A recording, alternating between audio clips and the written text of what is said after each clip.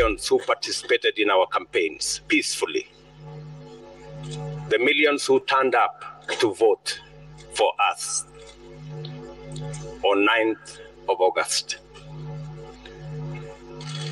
and the millions who have waited patiently until this announcement has been made. Specifically, I want to thank my fellow countrymen and women because we have raised the bar in this election. Jointly, we have raised the bar. This election was much about the issues than the ethnic configurations that have always informed our elections.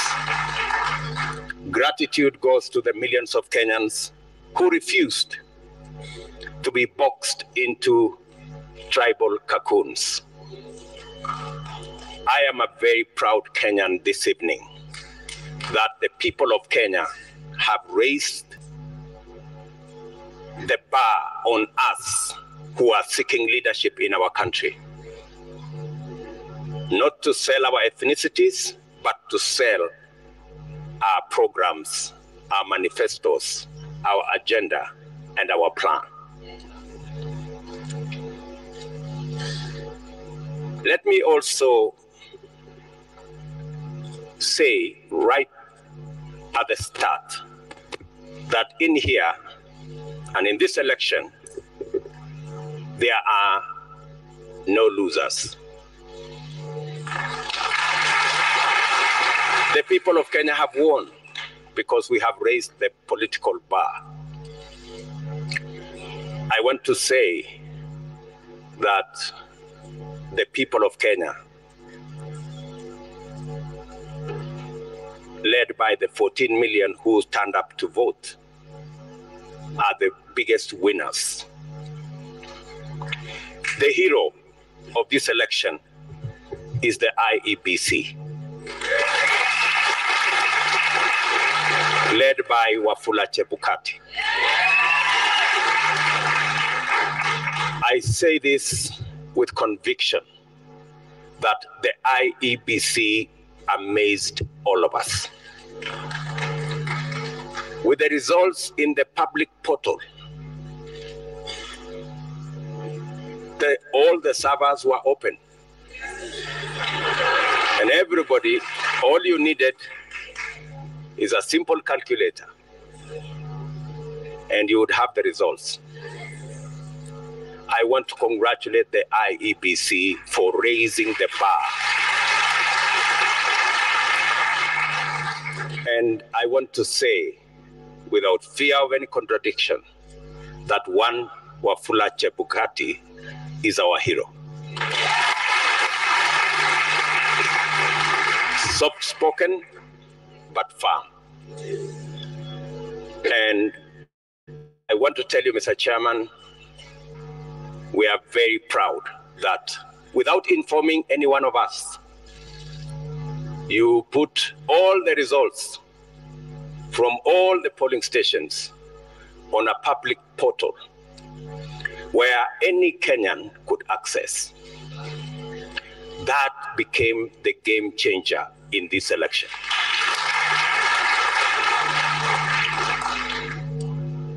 Let me also,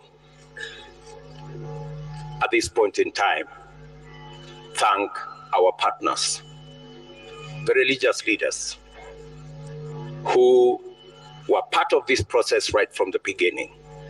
For the first time, we saw religious leaders spend time at this Darling Center and prayed for this process. I am sure their prayers will not be in vain. I also want to thank our development partners, our diplomatic community, and all the observers who came in their thousands to be part and parcel of the process right from almost 2 weeks ago to its conclusion in this auditorium. To all of them, I tell them the people of Kenya are eternally grateful that you took your time, valuable time, to watch over this process so that the right thing can happen. I want to thank my worthy competitor, the Honorable Raila Odinga, for a campaign that we all dwelled on issues and we tried to sell an agenda to the people of Kenya. I want to promise that I will work with all elected leaders and all leaders in Kenya so that we can fashion a country that leaves nobody behind. What the people of Kenya have done, they have assigned us responsibilities.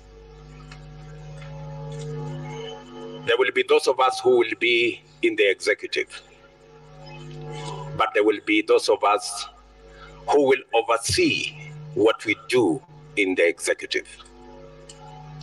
Both responsibilities in government and in the opposition are important for the people of Kenya.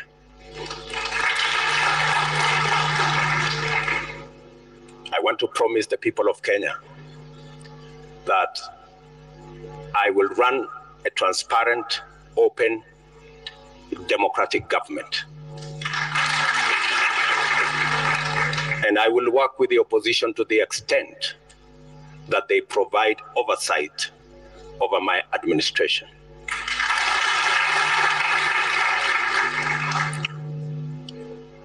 Let me also, at this point in time, acknowledge my boss, the President of the Republic of Kenya. His Excellency Uhuru Kenyatta, who has worked with me over the last 10 years in various forms.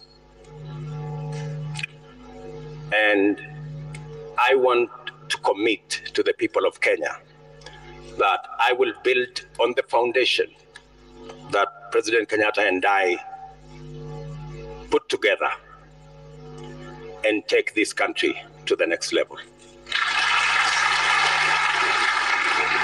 I want to promise all the people of Kenya, whichever way they voted, that this will be their government. I know many are wondering, especially those who have done many things against us. I want to tell them that they have nothing to fear. There is no room. There is nothing. There is no room for vengeance. There is no room for looking back. We are looking into the future. I am acutely aware that our country is at a stage where we need all hands on deck to move it forward. We do not have the luxury to look back. We do not have the luxury to point fingers. We do not have the luxury to apportion blame. We must close ranks and work together for a functioning, democratic, prosperous Kenya. I want to thank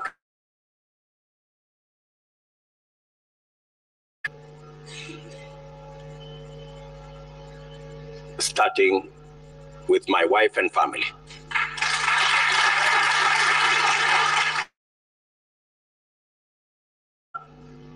warriors in Kenya. And I want to confess that I have been prayed into victory. It is not our effort. And my team knows. We were working against the odds, many odds at that. But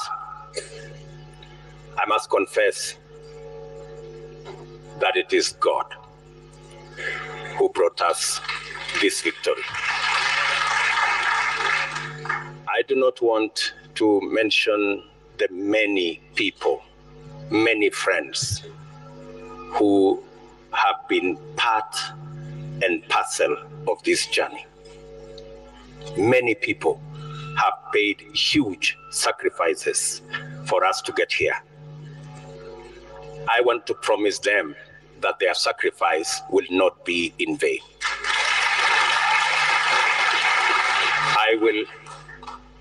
I and my team and I will work very hard to make sure that we don't let the sacrifices made by many Kenyans, we don't let them down. I am very confident that this country will come together and we can move forward as one united, democratic, and prosperous country. I want to ask our religious leaders from across Kenya to pray for us and to pray for the unity and prosperity of our country.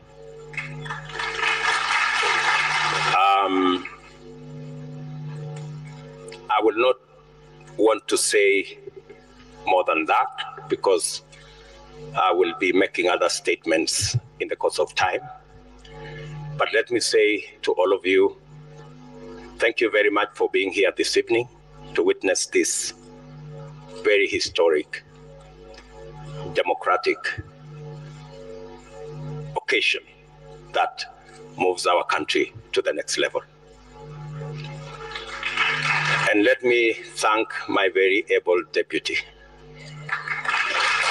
Rigathi Gachagua, for the sacrifice and the commitment he has demonstrated and the hard work he has put in, together with all our teams, Musalia Mudavadi, Moses Otangula, JB Muturi, Mr. Mutua, Amazon Kingi, and all.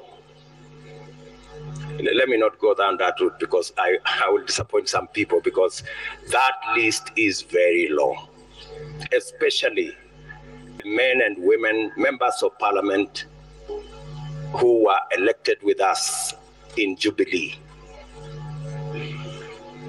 And they have paid a heavy price for us to get here. Ladies and gentlemen, waheshimiwa, let me say, I owe you. You are great people. The sacrifices you made, withstanding the many incidences of blackmail and threats, I want to tell you, you have earned your place in the history of Kenya, because today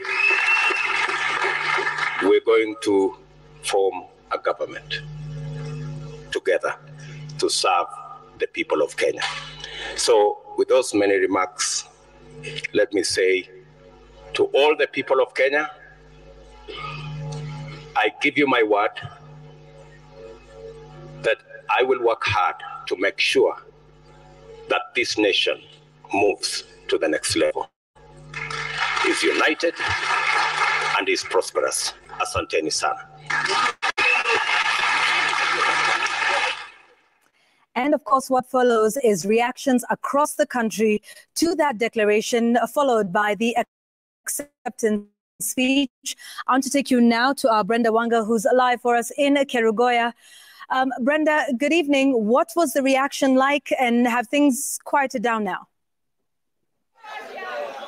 Well, thank you, Yvonne. We are here in Kerugoya, Kirinyaga County. We've been here for the better part of the day, waiting on the IEBC to make that pronouncement, telling Kenyans who the country's next 5th president will be. That wait was not by us alone, members of the media, but the residents of this county, of this town, were also gathered in different places, just following the proceedings on live television. And when that announcement was made at around 6 in the evening, the county, this town, the streets in Kerugoya erupted in celebrations, many of them expressing their joy, saying that their vote had counted. In this county alone, about 376,137 people had registered to vote in this election. Out of that, 260,900 turned out to vote last Tuesday to choose their various representatives from the MCA level right to the presidency. Now, in this county, Raila Odinga managed to get 37,909 votes, while William RUTO of UDA and Kenya Kwanza carried the day with 220,984 votes, while 1,828 votes were rejected at the ballot. That result resounding with the residents here, who clearly say that their voices had been heard, hailing the victory of the Kenya Kwanza Alliance. They have taken close to 2 hours just going around the town celebrating that victory, saying that they are looking forward to the fulfillment of the promises, of the pledges that the Kenya Kwanza Alliance had made to them, pointing out key amongst them the issue of the cost of living, the high cost of living. They expect that the president-elect, Dr. William RUTO, will be addressing some of these issues once he gets to office. But the mood here, Yvonne, has largely been one of celebration. Many of them just taking in the moment, taking in the feeling that the person that they feel they overwhelmingly supported has had his day at the ballot and has had his day at the IEBC, becoming the country's 5th president. The celebrations right now quieting down a bit, but for the last 2 hours, the entire town has been up in celebrations, taking trips around the streets of this town. Some of them telling us that the celebrations will carry on late into the night, as they expect to see just exactly what they voted for and what will come out of their dedication to the person that they voted for, to the team that they voted for, saying that the areas here, the issues of the economy, the agriculture, they expect that these issues will be addressed. But for now, Yvonne, it is all celebrations in Kerugoya town and in Kirinyaga County. Back to you. Thank you, Brenda Wanga, for that. As the celebrations continue there, I just want to remind you that during this broadcast, we'll be getting some understanding of the day's events, what a day it has been. Danvas Makori, who's a commissioner at the NCIC, Chieng Osogo, who's a political commentator, governance and elections expert, and Steve Ogola, who's an advocate of the High Court. We'll be getting some perspective from them on the day's events in just a little while.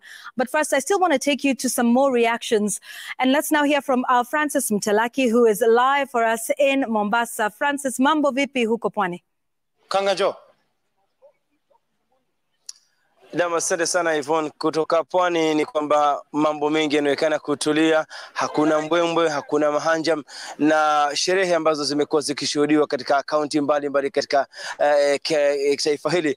Na hapa tulipo tuko katika mzunguko wa eneo la kisiwa hiki cha Mombasa, barabara ya Moi ambayo ni kitovu pia cha kisiwa hiki cha Mombasa.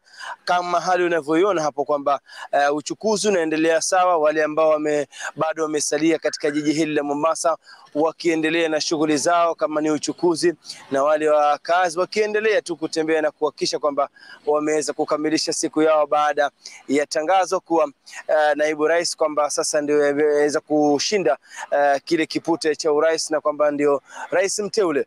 Na tumeweza kutembea katika tembea zetu, ni kwamba tumeweza kuona kwamba maafisa wa polisi, magari kadhaa yakiweza kushika doria kuhakikisha kwamba usalama umedumishwa, hususan katika kisiwa hiki cha Mombasa. Mfano, katika barabara hii ambayo inaelekea katika maeneo ya Likoni, tutaweza kuona kwamba kila kitu kishwari, hakuna chochote ambacho kinaendelea.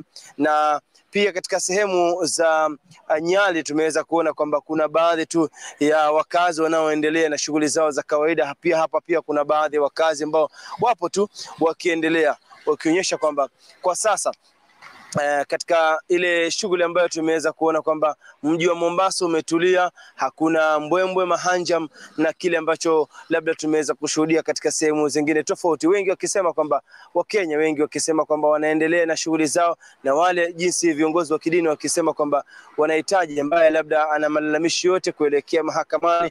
Na pia hii ikiwa ni ngome ya kinara wa Azimio Raila Amolo Odinga, pengine ndipo hakuja kuweza kuwa na shemu na mbwembwe na mahanjam ya aina ambayo tumeweza kuona katika sehemu zile zingine. Manake hata hapa chini ukiweza kuangalia kama maeneo bunge yaliyoko 6-5 yameweza kuenda kwa chama cha ODM pamoja na upande wa Azimio. Kwa hivyo labda ndio moja wapo ya sababu ambazo labda wengi wanadadisi wakisema ndiposa mji wa Mombasa na pwani kwa ujumla imeonekana kutulia. Na hayo ndio yanajiri katika kaunti ya Mombasa, na tutazidi kufuatilia labda hapo kesho tuone labda kutakuwa na wenye kufurahia ni kina nani hao, hususan kutokana na matokeo ya urais ambayo yaliweza kutangazwa muda mchache uliopita. Yvonne. Shukran sana Francis Mtalaki from Mombasa. Just to remind everybody that Mombasa and Kakamega will be going to the polls on the 23rd of this month to select their governors. Remember, there was a mix-up in the printing of ballot papers for those two counties, so they will have their chance to choose who will lead them at the county level. But before the big announcement was made earlier today by the chair, Wafula Chebukati, the final declaration on who is the 5th president-elect, we did see 4 out of the 7 commissioners making their own statement, and here's it is. We are part of the commissioners in the IEBC. We have conducted the 2022 general election, and we have ensured that we have improved the standards, and we have ensured that we have consistently communicated what is happening. We have partnered with all stakeholders, and we'll say it for a fact that as the Commission, we have done a good job. But some things need to be put out there. As you can see, the 4 of us, we are here, not at Bomas of Kenya, where the results is going to be announced, because of the opaque nature of how this phase has been handled. We therefore cannot take ownership on the results that is going to be announced. However, we have an open door that people can go to court, and because of the same, we urge Kenyans to be peaceful, because the rule of the law is going to prevail. Thank you. What's happening? I said because of the opaque nature of this last phase of the general election, and we are not able to take ownership of the results that will be announced. We are going to give a comprehensive statement, but this is from us, the 4 of us, and again, we urge Kenyans to keep calm. There is an open door that people can go to court, and the rule of law is going to prevail. Thank you. What do you mean by people can go to court? Some of the forms 34A have not been verified by the Azimio. What is not happening? We have said. Have you just come? Commissioner. A recap, because we are not going to take questions. Agreed. We will give a comprehensive detail of today's. I have said. When is that likely to They want a recap. There are people who missed. Yes. We are saying we have upped the standards of election in this country. We have step by step faced the challenges that have been there. At the same time, we have ensured that things are running despite everything else. Now, we are not at Bomas of Kenya because we cannot take ownership of the results that is going to be announced because of the opaque nature which these results have been handled. We'll give details of this opaque nature very soon. There you have it, that speech that was made by the 4 commissioners, including Vice Chair Julia Cherera, Francis Wanderi, Justice Ngaya, and Irene Masit, 4 out of the 7 commissioners distancing themselves from the declaration that was to be made just a few moments later by the chair of the Independent Electoral Boundaries Commission, Wafula Chebukati. We'll talk about that and the consequence or importance of that, if at all, with my guests in just a moment. But this is Kenya's Choice 2022. On the day that Dr. William Ruto was declared 5th President-elect of the Republic of Kenya. We're taking a break. We'll be right back with more.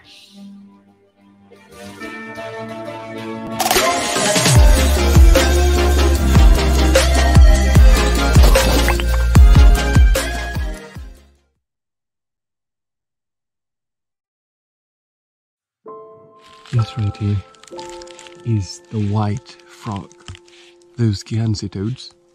This is one of them. And I just found it on the top of the mountain.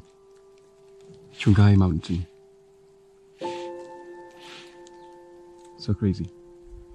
I was hunting for Chungai rock paintings and on the way I almost stepped on it and I said, wow, this is one of those golds. Like this nearly went to extinction and they say they're only found at Kihansi in Tanzania. But funny enough, today I found it in Dodoma, Kondoa at Chungai on top of the mountain. So beautiful, isn't it?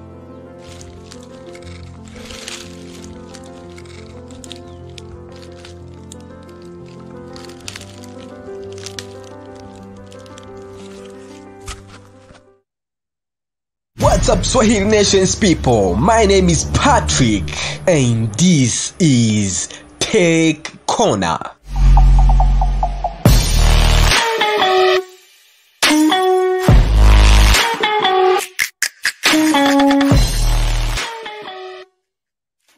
So today we are going to talk about how hackers are targeting your phone through Bluetooth. Just remember to subscribe to this channel and turn on the notification button, like our videos, and also remember, this is Take Corner.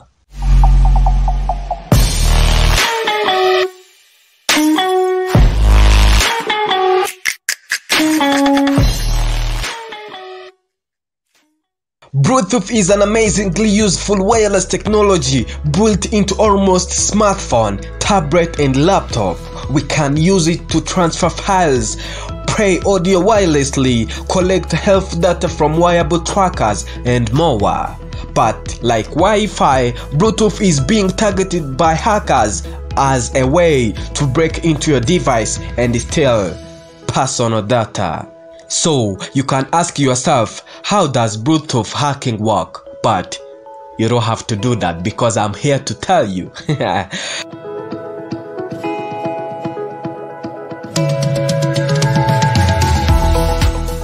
So hackers use specialized software which is automatically detects nearby devices equipped with Bluetooth. They can also see which networks your device has previously connected to. So this is important because your phone treats this network as trusted and will connect to them automatically in the future.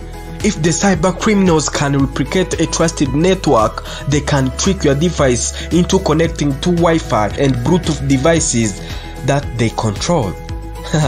You get that? The hackers can then bombard your device with malware. They can spy on you, even steal your data from your text messages and different apps you have on your computer or your phone. So once a smartphone has been compromised, the hacker can intercept or redirect the phone calls, send or receive files, or simply watch what you are doing in real time.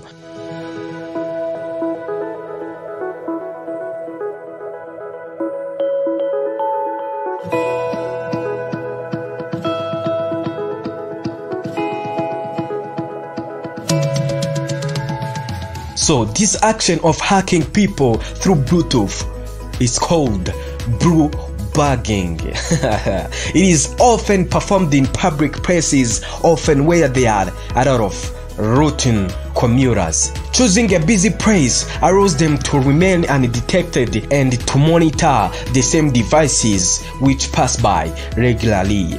Hackers may also choose places where people linger for several hours, like cafes, pubs, and restaurants. So, what can you do to keep your phone and your privacy safe?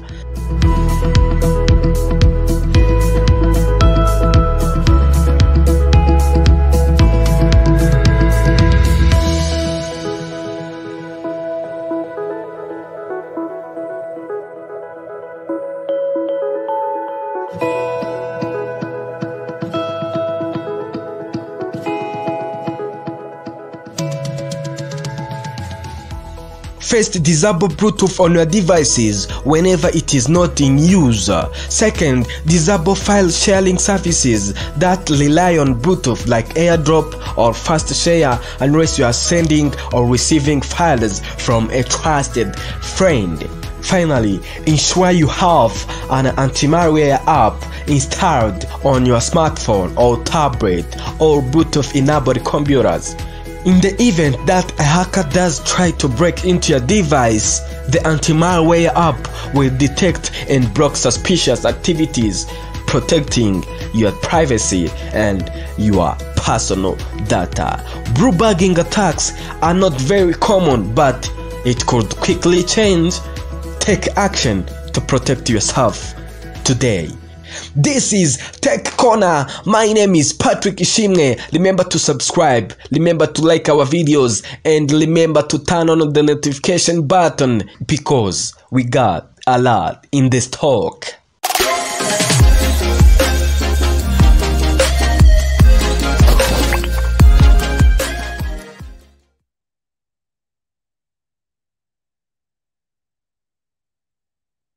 Speak to a few of them to just get a feel of what it's like right now. We started to just come here.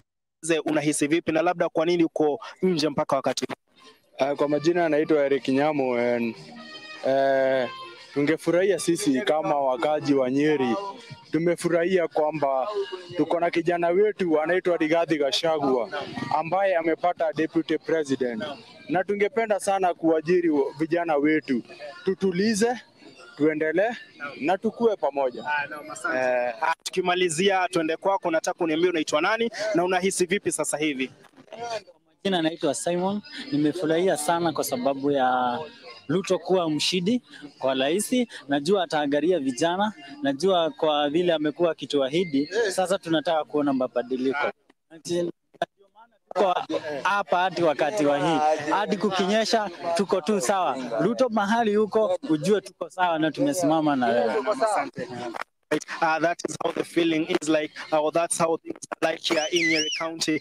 We did celebrations in all the 6 constituencies that make up Nyeri County. They were led by Governor Mutahi Kahiga and members of the UDA party who got elected right from Eric Wamumbi in Madera constituency, who now replaces Rigathi Gachagua as Member of Parliament. And in Nyeri Town, we did see DMM Daniel Muthenge also leading his troops here. But across Nyeri County, we did see celebrations, people elated, people happy, just expressing their joy. We did even fireworks right here behind me earlier, people just expressing their feeling about what has happened or what has transpired. Back to the studio from Nyeri County, I'm Martin Munene. Martin, thank you very much for that update from Nyeri County, where celebrations are still ongoing. Let's get into our conversation now. My guest this evening, Danvas Makori, a commissioner with the NCIC. Right next to him is Achieng Osogo, who's a governance and elections expert, and Steve Ogola, an advocate of the High Court. Ladies, gentlemen, thank you for your time. Achieng, ladies first, your impressions of the day today and everything that's transpired up until the moment that Kenyans are waiting for? Thanks, Yvonne, for having me. It's a relief. We've really waited for this. And everywhere you went, there was anxiety. Businesses had come to a standstill. Literally, our lives, there was no traffic. Our lives had almost stopped. So we kept hoping the announcement would be made, except I think everyone kept hoping their candidate would be the one declared. But as we all know, there could only have been one winner. And it turned out at Bomas. I was at Bomas, but outside dancing, and everyone had the supporters outside dancing, and you couldn't tell from outside there. You couldn't tell which direction it was going to go. And I think when people got a sense of which way it was going to go, people reacted not how you would expect them to. But I am glad that it has not been as bad as we may have feared. I am glad that there's a sense of fatigue with the elections and electioneering. So I think we are in a good place. It's likely to be quite peaceful because people are tired. A lot has been happening and people just want normalcy. All right. It's unfortunate how it went that the commission could not declare results as one team. Mm-hmm. It would really have been nice. And especially because the 4 who stood aside know that their stepping aside had no legal backing. You know, it does not mean anything legally, maybe politically. I think for me, that's the only undoing for the day. But I am really impressed by the president-elect, whom I must at this point congratulate. He's been very magnanimous. He seems to already realize the task ahead of him is to bring Kenyans together before anything else. You know, the fears of 2007 are alive, and he, you know how things went for him after 2007, and he wouldn't want us to go that direction, and he's picked it very fast and has gone back, walked us back his journey during campaigns, how he reached out. He's been very careful to pick out during his campaign the things he said about bringing Kenyans together, you know, being a thing for the people. It was always about the people, never about us. You were just, you know, in a contest. I like that. And I pray that we continue with that spirit, and I pray that we hear him as he continues to speak to us and appeal to us. All right. And it was what everybody had been waiting for, the announcement, at least so that they know one way or the other. But before that, Danvas, it was anything but normal. There was a bit of a kerfuffle around that. You were there. I think at some point I spotted you walking up and down the stairs and in and out. You know, what were your reflections of that particular moment? Thanks, Yvonne, for having me. I think after your presidential debate, I vow never to come to your show. Why is that? Yeah, I'm just kidding. You're a tough interview. Here we are. Thank you. No. Yeah. It was a close call. It was a close call. There's a lot of back and forth. And it's unfortunate what we saw play out, especially to the podium while the whole world was watching. I don't think it was really necessary. I know parties have been feel aggrieved actually, with the results that came through and the last minute process. But there's a legal way to deal with issues. We should be a country of the rule of law. We're not in a jungle anymore. Yeah. So you feel aggrieved yes, there was a process. And of course, in our role, see, in this process that we've just undertaken, Yvonne, IBC is the lead agent as far as government is concerned. Any other government agency plays a supporting or complementary role, be it the police, be it us. So they are the lead. So we're always there to support. Whatever is we're called to do or to be or to act, therefore we have to. They're the lead agent. And I think I commend other agencies, the National Police Service and other government secretaries have really been supporting them through the process as they lead us. And what we were doing was just basically trying just to midwife the process and make sure there's still peaceful transition. And it's unfortunate what happened. It was not necessary at all. Can you imagine, we've done so well, Yvonne, like we were just there. I mean, and I've been in Bomas practically every day for hours. I've slept like only 2 hours every day, making sure the process is as transparent, as clear, as was expected by law.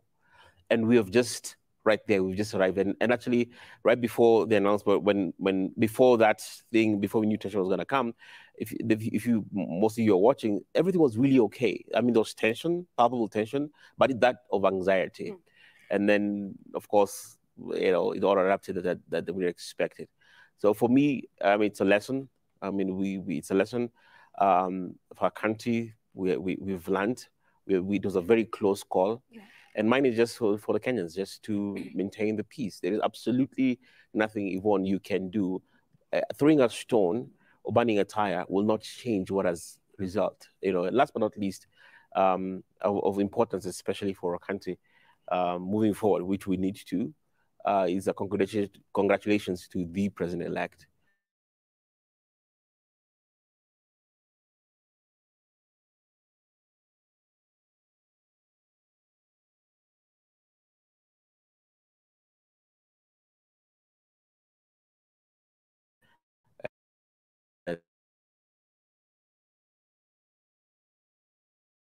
He has lost, and I think Kenya has won. I was here in the morning and I said, Kenya has won, and let us not retrogress. We've made tremendous steps in terms of democracy and governance.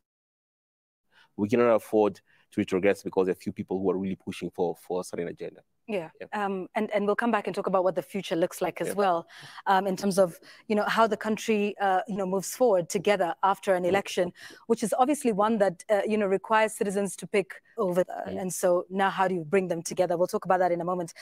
Steve, the events that took place before with the 4 commissioners, essentially distancing themselves from the statement that was made by Wafula Chebukati, the declaration. Just speak to us from a legal standpoint.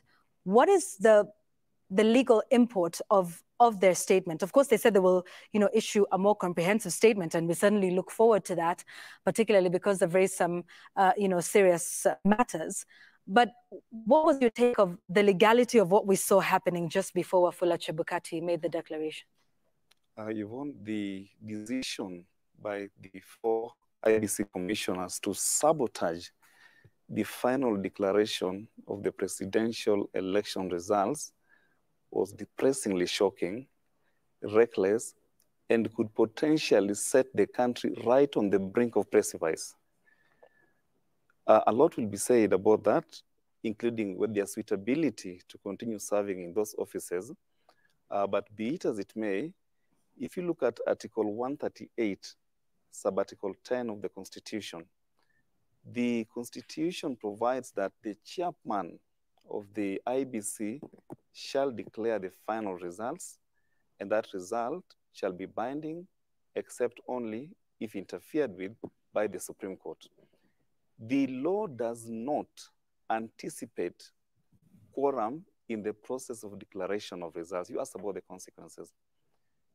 The declaration of results and the manner in which that declaration ought to be made has already been circumscribed by 2 important decisions of our superior courts.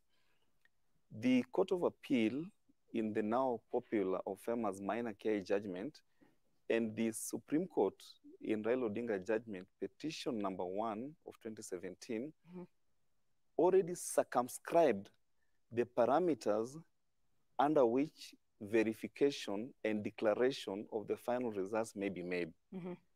The Supreme Court, while quoting the Court of Appeal, rendered itself thus. It said, the commission is not permitted to add or subtract or multiply or divide the results contained in Form 34As. The Court of Appeal stated that, to their mind, the locus for animating the intention of the voter is at the polling station. And that the results from the polling station are sacred, may not be altered by the commission sitting at Bomas. The results are supposed to be transmitted electronically, and the returning officers are required to fill Form 34Bs and submit the hard copies of Form 34As and Bs to the National Tallying Center. The work of the commission is very limited to verification that the actual Form 34As correspond to the electronically submitted results, right? If there is a discrepancy, the commission would ignore the electronically transmitted results and rely on the physically submitted results. That process of verification that does not require any form of alteration does not require consensus, Yvonne. It didn't need the commission. Does it need quorum? It doesn't need quorum. It doesn't need the commission to agree. The commission cannot deliberate and say, we reject this, we accept this. The result is binding on the commission. So it doesn't matter that a section of the commissioners walked out in a very unpatriotic and what can only be characterized as a constitutional coup on its own mandate. And I've heard the commissioners, you've played the clip, they've said they're inviting Kenyans to go to court to sue the commission in which they serve. As I've already said, a lot will be said, will be reviewed about their conduct. It's very unpatriotic, very reckless, very dangerous, but Kenyans need to know. To the extent that we all follow the process of verification, I have not heard, Yvonne, anybody impugning the results in Form 34As. And we said in this setting many times that that result is transmitted at 3 levels. At the close of the polling station, at the close of the counting, the result is transmitted electronically by taking a photograph of the image, which is the Form 34As that are available in the portal. They are also supposed to be transmitted via text messages, and then thirdly, they were supposed to be brought physically. Now, I did not hear anyone challenging the authenticity or the figures in Form 34As that were uploaded in the IBC website or portal. Even if there were challenges, those challenges were supposed to be brought to the attention of the commission and said, listen, I voted in Langata's South Sea polling station, Kewi, or I had an agent at Kewi, Kenya Water Institute, where I vote. The results declared in that polling station do not correspond with what is in the portal. Then IBC would say, no problem. We await the returning officer to give us the actual copy. None of that has been raised. And so, if that were to be raised, that would happen if that at were the to Supreme be raised, Court level. If that where were to, then, it will happen at 2 levels. If that were to be raised, it would have been raised in plenary during the verification process. I want you to hold that thought. Not that I'm cutting you off, but I really need to get some perspective from Marianne Nyambura, who's been standing out in the cold for a couple of minutes, and we'll come back and continue the conversation and understand where that goes, including, what would happen in a possible court scenario, because we've seen that before, 2013, 2017. Just hold that thought for a moment, Steve. And let's speak to Marianne Nyambura, who's in Nakuru County. Marianne, I'm sorry we kept you waiting, but please do tell us what's happening out there on the streets of Nakuru tonight. Well, on.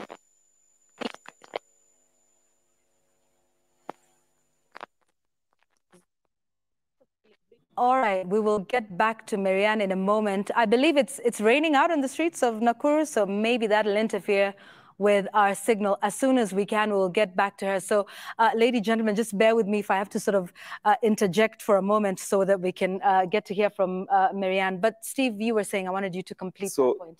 There are two levels of raising concerns on discrepancies. You could raise it to the commission, and the commission is supposed to verify. The second alternative is to then collate all these discrepancies and then present them to the Supreme Court in the form of a presidential election petition.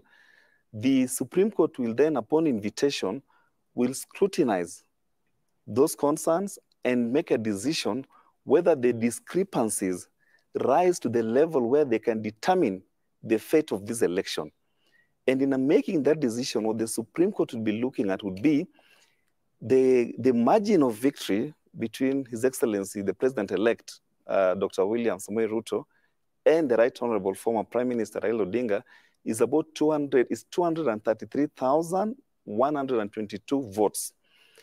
If the discrepancies, if at all, and no one alleged there are discrepancies in the votes, we could have known that, but for purposes of sensitizing our viewers, the court would have to order probably a scrutiny of the ballots or a scrutiny of the votes cast, and then identify which votes were irregularly cast in favor of His Excellency, the Deputy President, or the President-elect, and which ought not to have been cast in his favor. Then do a mathematical calculation and then see if we subtract these votes, does he fall below the threshold of 50% plus one vote? Yeah. If he does, then the fate of that election shall have been determined. We shall go back to a fresh election. If it doesn't, the Supreme Court has said discrepancies generally are commonplace in any election. Yeah. They do not. They said that in 2013 as well. Always, right? and election law experts will tell you, or practitioners will tell you, discrepancies in election management or in result management are commonplace. And that is why Section 83 of the Elections Act circumscribes circumstances under which the discrepancies may affect or may determine the fate of an election. It says, where the election has not been substantial, has not been managed in a manner that is substantially in compliance with. So there's a qualification there. Substantially in compliance with the Constitution and the election laws, which means the law itself anticipates some minimum level of discrepancies, illegalities, irregularities, errors of transposition. As long as it doesn't have a substantial but you have to effect prove on the that these discrepancies, malpractices, irregularities, if at all, actually rise the level where they can determine the fate. And I want to tell you, as an observer of this election, and based on the admission by both sides, nobody questioned the integrity of the results in Form 34As. To the extent that the integrity of those results have not been impugned, on that score alone, the Supreme Court will not interfere with the outcome of this election. Okay.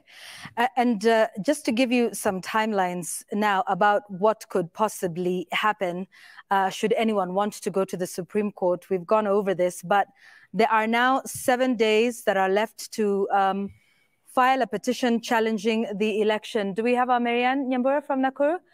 All right, let's take that first. Marianne? Thank you, Yvonne, and apologies for that technical hitch earlier. Well, indeed, in Nakuru County, earlier on, the moment that the president-elect was declared by IEBC's Wafula Chebukati, William Samoei Ruto, then we saw a raft of activity, residents taking to the streets to celebrate that particular win. Now, along this particular street, which is the Kenyatta Avenue, is where we saw a raft of activity. Residents coming out in their numbers, celebrating, chanting Ruto songs, talking about how it's about time that the country comes together and becomes peaceful in general, given that the IEBC had done its mandate, and now that the president-elect was declared, for them asking each other to make sure that they are peaceful in general. Now, Nakuru County is seemingly a UDA zone, according to what we've seen, the figures that the IEBC gave out in terms of the number of constituencies.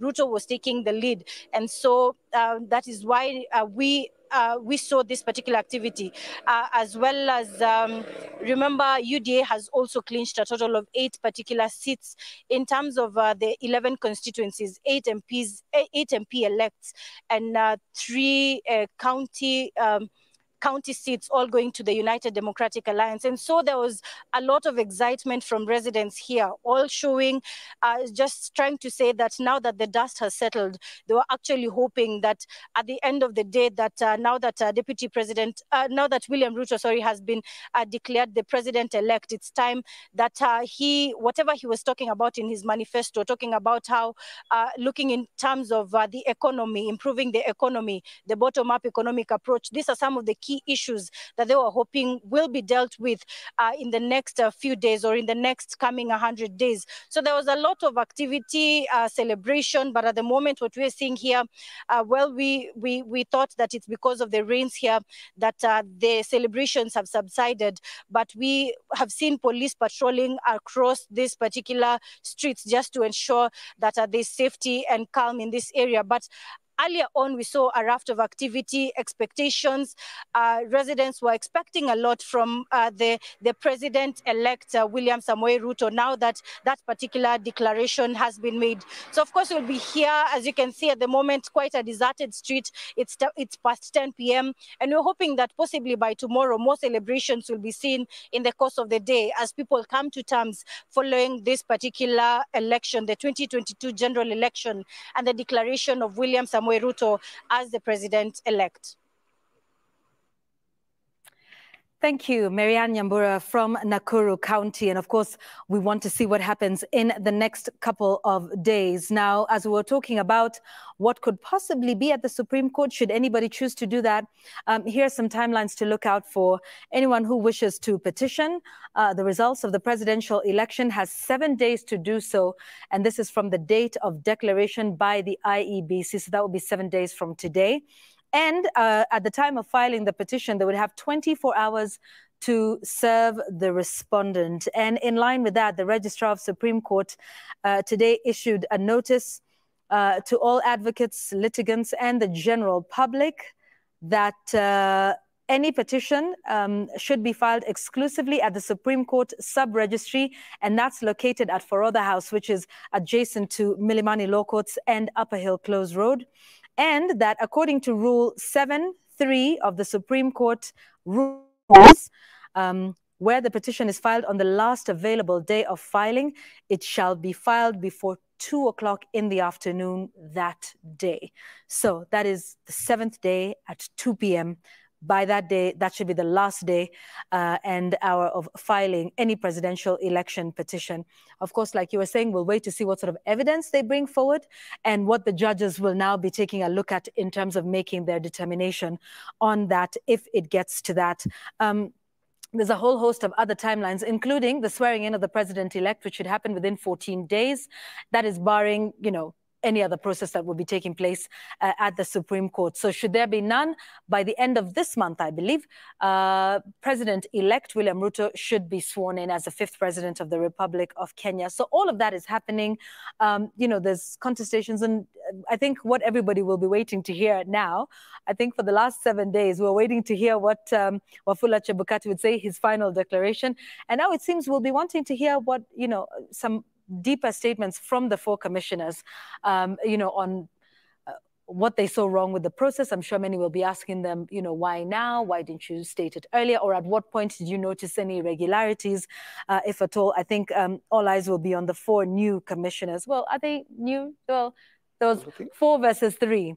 And I guess those are the questions we'll get into. But Danvers, so tomorrow, Kenyans wake up, and a large part of the electoral process is done.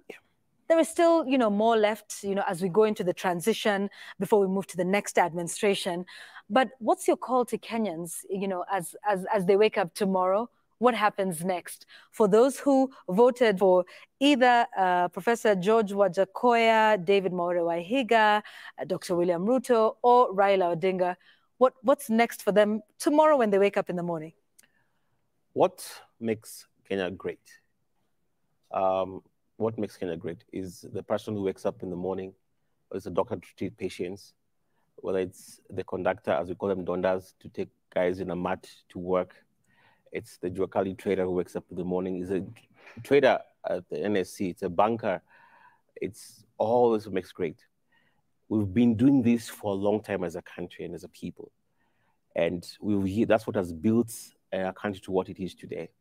And we must continue to do that. We wake up in the morning. It's a process that we chose and embraced as a nation, the democratic process that we've just seen together. Therefore, regardless of who was won or who was lost for that matter, we still have a country. And now we have a president-elect. Therefore, we should move forward as a country. We wake up in the morning, do what we've done, back to the grind, build a country. For the people who actually have to still look for work, the people who have to wake up and till their land, the people who have to transport garbage and potatoes to Nairobi and cause a traffic snarl. You understand? This is what makes our country great. As we await the process and the decisions and from the principal, for us, we need to really continue to move forward. Now, of course, it's hard to say it for the people who feel aggrieved or who their candidate has lost. But that's the path we chose as a country. Therefore, I would like really to appeal to Kenyans to accept the results that have, and if you feel aggrieved, there's a legal process to pursue. Meanwhile, let's pursue the dream of a great country. Let's keep on toiling, because it takes all our effort to build this country. Let us not be incited by anybody. Let us abide and choose peace, because then we are a greater nation together. Let us not forget, like I said, and as we've had today, it is Kenya till which has won. And then to me, I think that's the message to Kenyans. I'm appealing to everybody with breast space. Those who are celebrating right now, we've seen in towns, and good for you. Those who are really grieving, it's a hard loss. It's a hard loss. It's understandable. It's part of life. It's part of the grind we go. But we come to acceptance and move forward, because that's the country we have. Yeah, and in terms of businesses, I know today that came to a standstill pretty much. The CBD was a ghost town. But what happens? Like you said, Dr. William Ruto will now have to bring in those who voted for him, but more importantly, those who didn't. And so how do you begin that process of governance going forward? Even with all of the things that are happening around, those will be resolved. And the good thing is, we know, election timelines are pretty definite and quite quick. 7 days to be sworn in if there's nothing, 14 days for a Supreme Court to make its determination if anybody petitions this. So pretty quickly in the next month or so, we should be, or maybe should I say there'll be another 60 days if they choose to, annul the results. But you have a month or maybe two. After that, what happens with respect to governance, and perhaps not just at the presidential level, but there are 5 other elective seats that we all took part in on Tuesday last week. Yeah, I think if I were to speak to the presidential one first, the role of the church at this point, and let me call it the religious fraternity at this point, we are a people who look to our religious institutions for guidance, and we find a lot of comfort from our religious institutions. I think at this point, I expect to see them come out, take leadership, and just help us with this transition. Because even if we were to go to another election, we'll still emerge with one winner. So I think we just need somebody to walk us through that process. And in terms of governance, the idea about our time to eat, the idea about resources follow power, I think all that needs to be dealt with at this point. When DP, the president-elect, takes over, he will need to deal with the optics first. So in terms of his appointments, we will need to see a face of Kenya, and all of us need to feel a part of it. In as much as it never really amounts to anything at a personal level, usually you feel a part of the process. You feel a part of the country. You feel your own is there. So I think he'll need to address that one. But secondly, in terms of development, and I am glad he addressed himself to that, it needs to spread across. It should not be that development only goes one direction, so that if you have been in the opposition, then, or if you find yourself in the opposition, nothing comes your way. So I think there's a lot of public relations first that we need to go into this, because we must feel a part of it, all of us together at the national level, but the actuals also in terms of resources flowing to places that did not support DP RUTO. Now, to the lower elections, again, I think I had so many thoughts going through my head, and I was thinking about how there are going to be lots of political realignments following today's elections based on those who won and those who did not win at the lower levels. And I think even there, they need to just reach out. The good thing about the lower levels is that a lot of times people voted for the same block. You know, so it was just that particular position that had a contestation. But at the national level, you probably were just together. If you were in DP-elect RUTO's stronghold, you may have had independent candidates. You may have had candidates from parties affiliated to Kenya Kwanza, but they were all just one house. Yeah. And the same applies to the Azimio strongholds. They were all just one house, you know. So how they will react and how they will move forward really will be determined a lot by what happens at the top. Okay. And I think the greatest fear is that I think in the first term for that was TNA and URP. Yes. When they were part of the Jubilee Alliance. Jubilee Alliance at the time. Yeah. I think at that time we saw that the counties that did not vote for them were frustrated in terms of resources. And I think that remains a real fear right now. And there are concerns as to whether resources will follow where presidency has gone and the rest will be left out. And those are some of the things he will need to address himself to increasingly, verbally and in action. Okay. Otherwise, people feel left out completely. All right. So it's about, you know, inclusivity and bringing everybody in. That's a great point. Absolutely. I want us to take a short break here. We'll come back and also talk about, you know, what lies ahead for the courts with respect to other cases that might come up. We know what the Chief Justice had said in terms of just ensuring efficiency on that part. We'll have our Steve Ogola comment on that, what will be happening at the other races. There's already some candidates who have said they are going to court and they're going to be contesting the results in their respective races. We'll come back and talk about what that legal process could look like at those other levels. This is Kenya's Choice 2022. Let's take a break. We'll be back in a moment.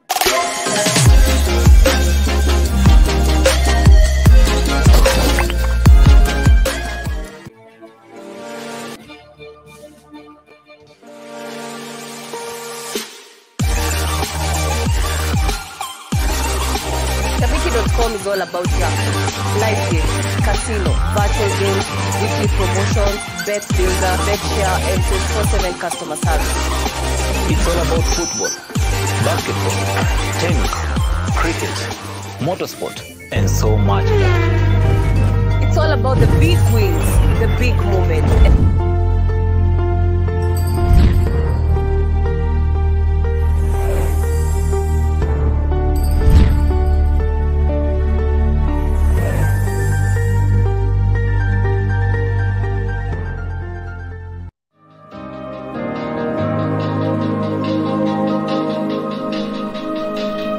So Africa, a place where poverty and pandemic diseases are originated, the least wealthy continent per capita, the land where the only things to be found are animals, corrupted leaders, poor kids, dirty water and civil wars, people who are in need for help, donations and support, aka the NGO's motherland. For others, honestly, Africa is just a very hot, dark and sad place everyone wishes to escape one day.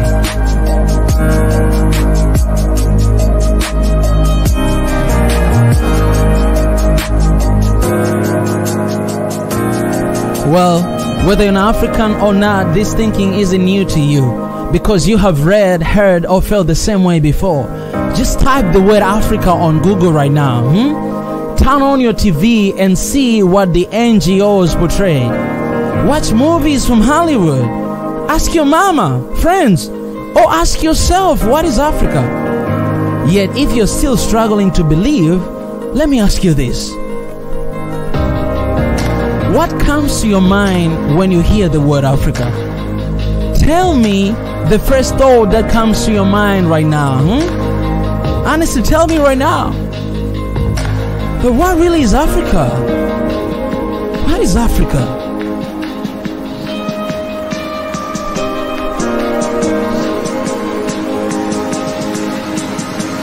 Listen, there are many theories about the name, but one that is close to the truth is Al-Kebulan. This name translates to Mother of Mankind, or according to other sources, the Garden of Eden, the place where love, peace, and unity dwells. Al-Kebulan is an extremely old word. Many nations in Africa use this word, including Ethiopians, Nubians, Moors, and Numidians. For me, this isn't just the theory, but the truth. My truth I choose to believe in. As cliche as it sounds, that's the future I'm hoping for. The tomorrow I'm fully determined to see. The dream I am convinced and dedicated to fighting for until it happens. What is Africa for you?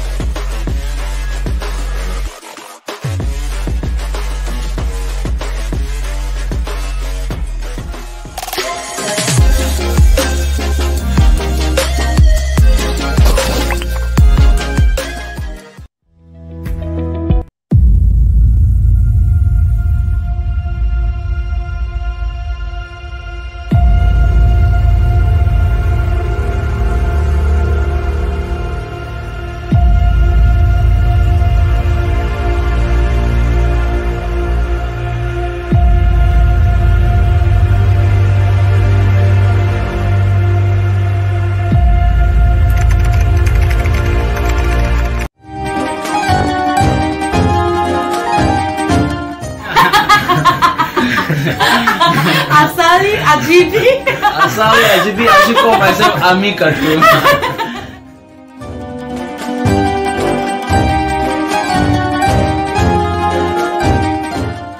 It's called steering gauge. Wait, that's not my final answer.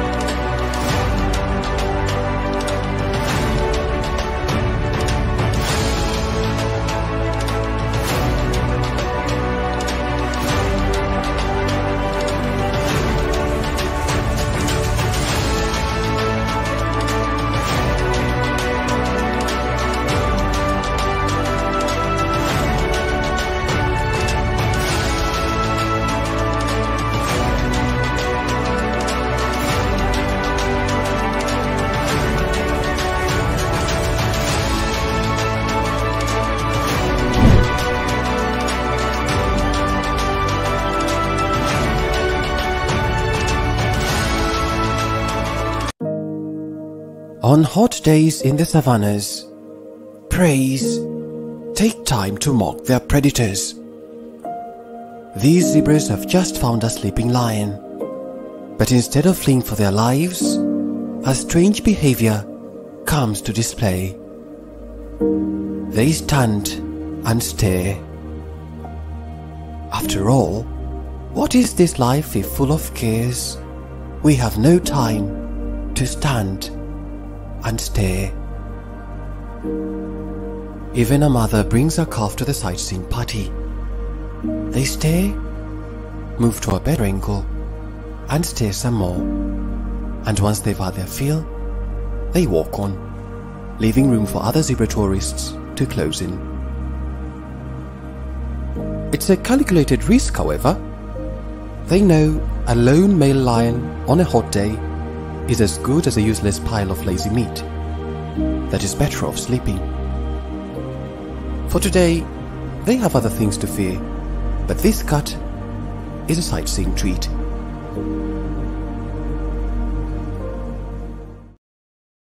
Hey family, I'm back here again to give you updates of the GoFundMe Swahili Nation One Africa funding, how it has been going.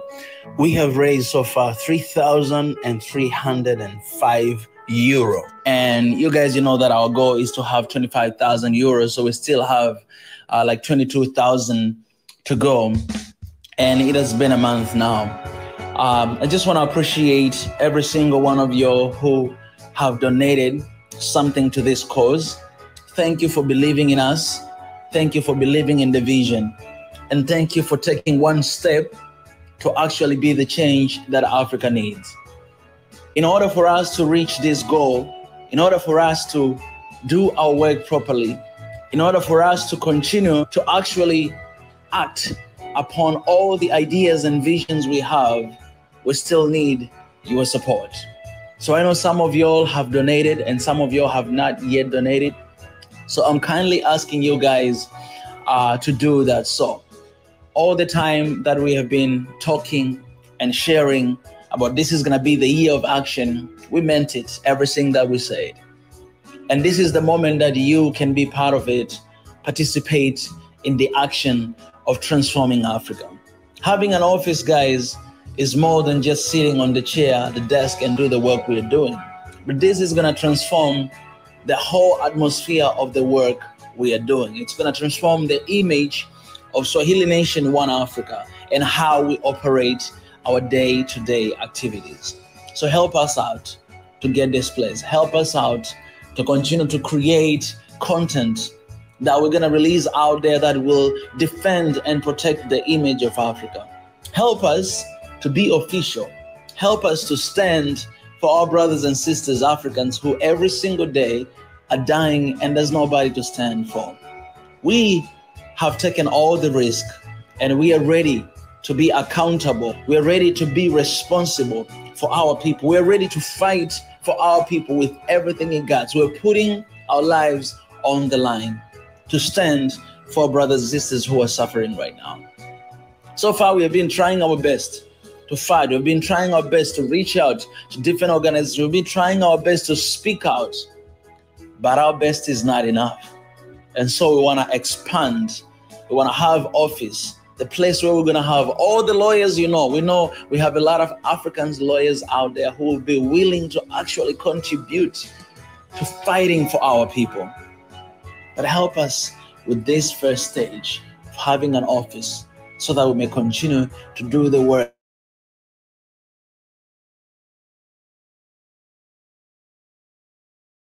and to go transform this beautiful continent. My people, fellow Africans, we cannot do this without your support. Spread this word, share it with everybody, share with everyone you know, and tell them that we need your support. Be the change that Africa needs. Sometimes you might not even need to be here on the continent, but because of your donation, will help us to stand with you, to stand for you, and fight for our people here. I appreciate, guys. Thank you for your generosity. Thank you for your giving, and thank you for your heart. I love you so much, and I'll promise you that we'll see that one Africa in our generation very soon and be part of it. I appreciate, guys.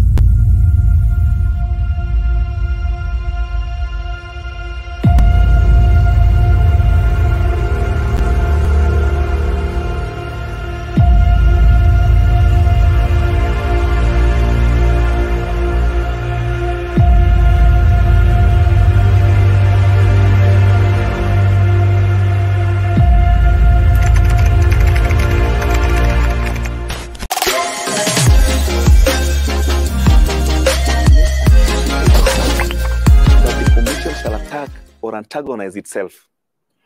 So when you have a section of the commission, 4 of them, which are in the majority, coming out to disown the final results, it denies the commission the legitimacy it needs to have in the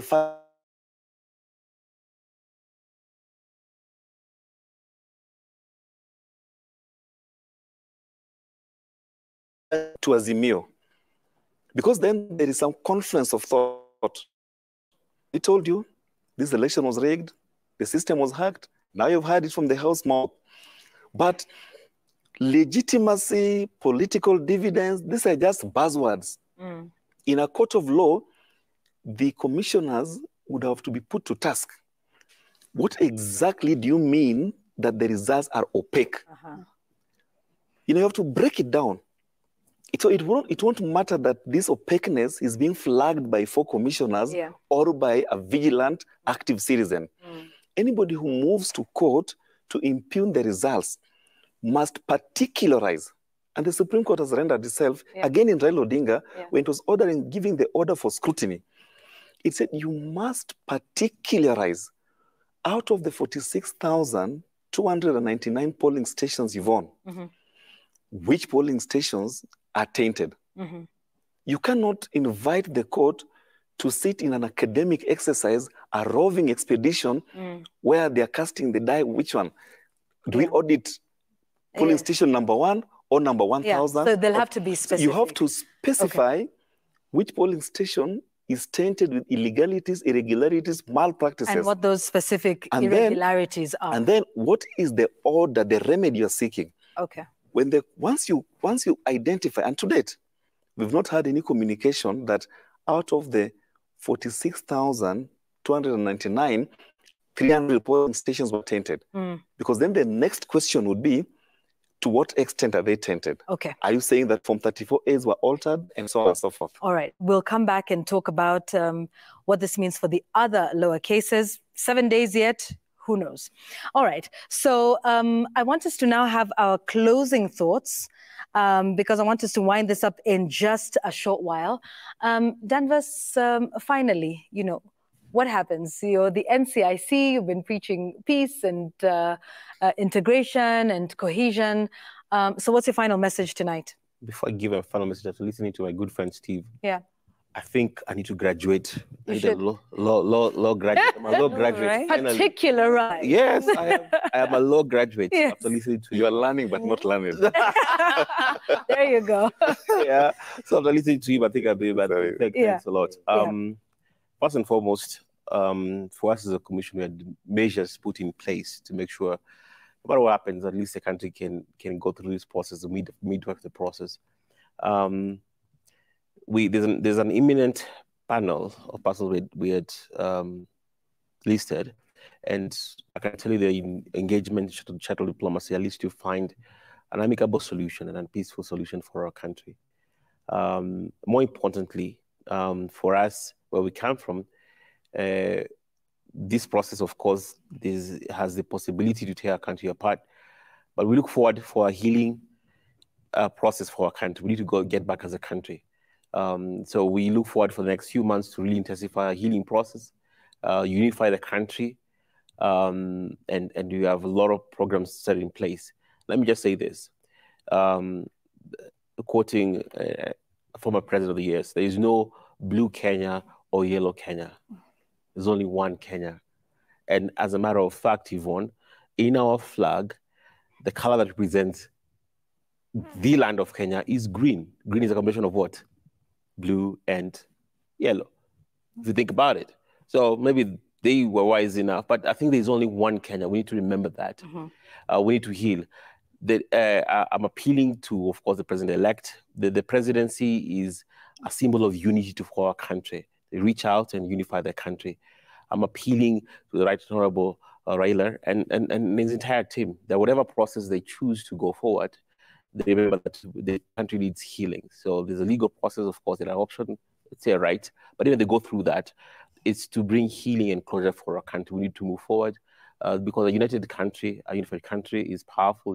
That's the strength of our country. Diversity is our strength as a country.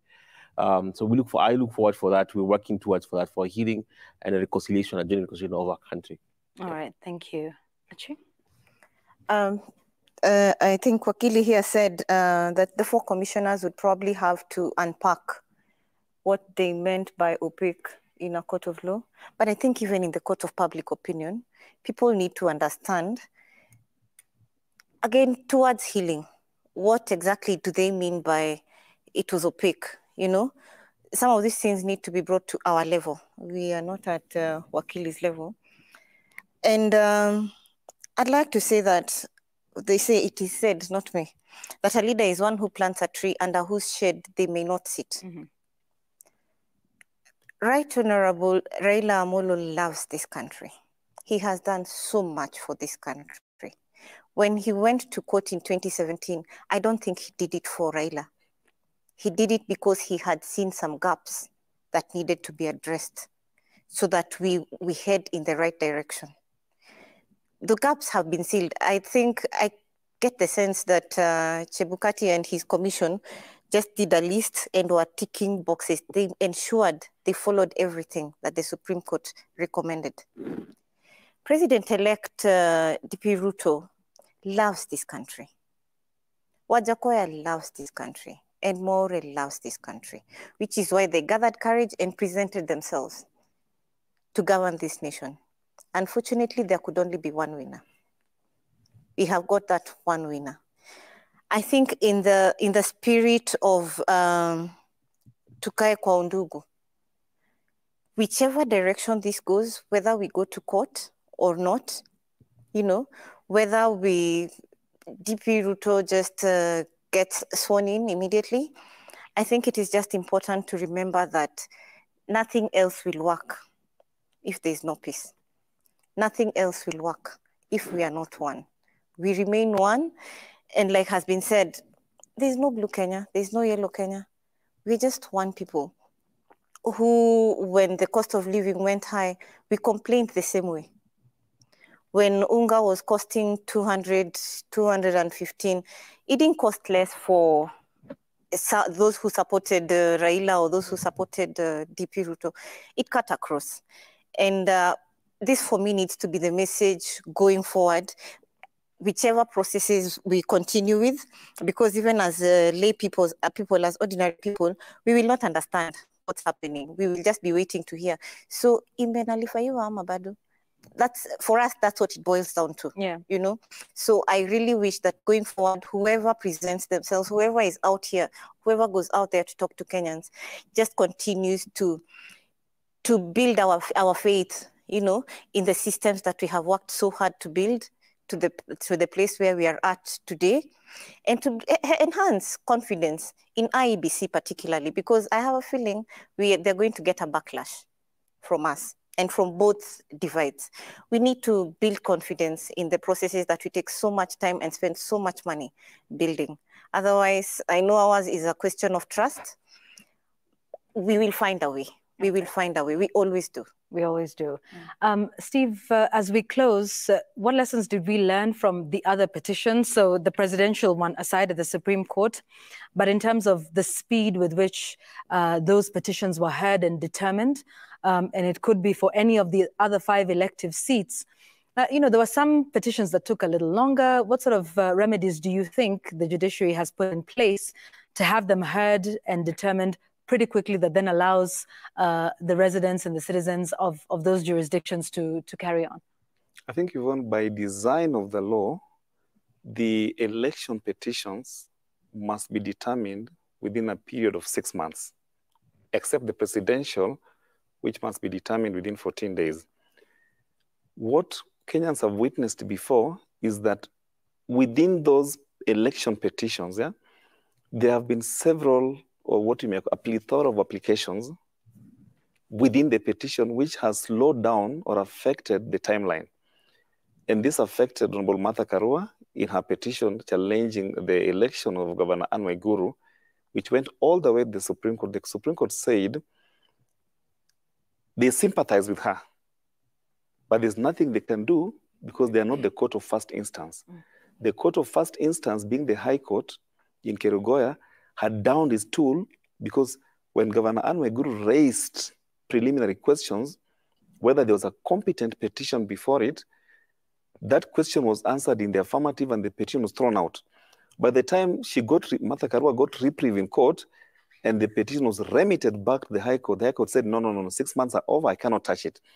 I think looking at the jurisprudence now, one of the most significant development is the Supreme Court has stated with finality that all preliminary questions or applications must be determined together with the petition, so that we do not have to precipitate a constitutional crisis where someone's substantive rights to have their case determined on the merit suffers at the altar of timelines.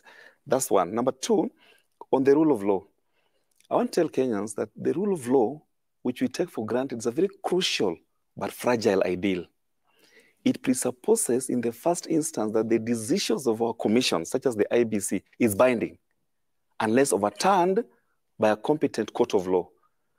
You do not have the liberty to just decampaign or delegitimize the voice of the commission, which is an expert commission. Until the Supreme Court speaks with finality, we must respect the outcome of this election. If the Supreme Court happens to uphold the election, we must recognize and respect the bindingness of that interpretation. Number two, the rule of law presupposes that all of us are equal before the law. You cannot cherry pick when to be bound by the law and when to reject the law. And our political elite have shown us a disturbing pattern of cherry picking. When the law works for them, it's all okay. When the law does not favor them, they rubbish it.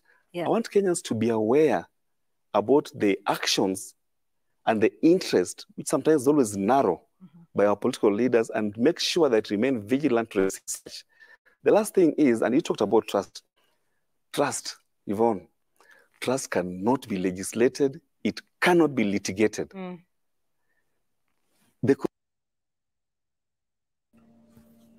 Hey, ladies and gentlemen, you know, I just thought I should come here to congratulate the people of Kenya. And I'm not here alone. My brother Mwendatezi is here as well. Wanted to congratulate you guys for such a great election that has happened there. And now we have Dr. President William Ruto, the president-elect of the Republic of Kenya, you know. So shout out to you guys. Congratulations to all of you. This is big. This is huge. Now we can put this picture on the thumbnail to show that this is the president-elect of Kenya. So shout out to you guys. We just hope that all the transmission and it'll go smoothly and everybody will, you know, we'll just have a great time in Kenya. Peace and unity. That's what we pray for.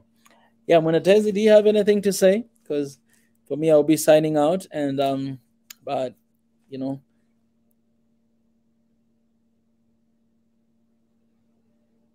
Mwendatezi.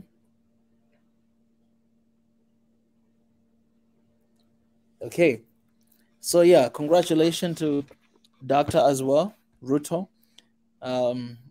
for this milestone. I know it hasn't been easier for any one of the contestants, but you know, it's crazy. I've seen one picture people are sharing on WhatsApp groups of President Ruto and President-elect Ruto and his wife. You know, the old picture when they were just very young, right? And right now when they're together, you know, it's very inspirational. You know, it spoke to me somehow. I was like, man, I want to be like this one day with my mama. You know, with Mama Mika, you know what I'm saying?